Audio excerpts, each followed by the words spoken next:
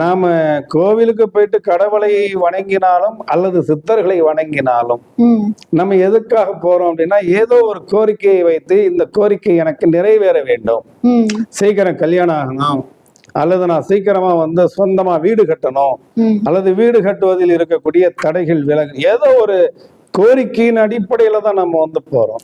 அப்படி போகும் பொழுது அந்த கர்மாவிற்கு, அந்த கர்மா அப்படின்றது அந்த கிரகங்களை ஒப்பிட்டு வந்துடுது இல்லையா.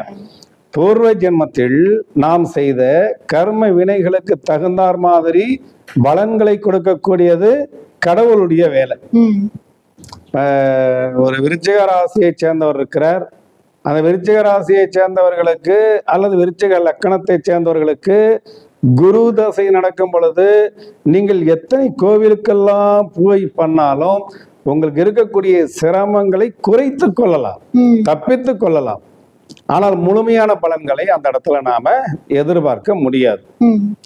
இந்த கர்மாவிற்கும் சாஸ்திரம் சம்பிரதாயங்களுக்கும் அப்பாற்பட்டு நீ உன்னுடைய தேவையை நிறைவேற்றணும் அப்படின்னு இருக்கக்கூடிய கருணை கடல் சித்த புருஷர்கள்.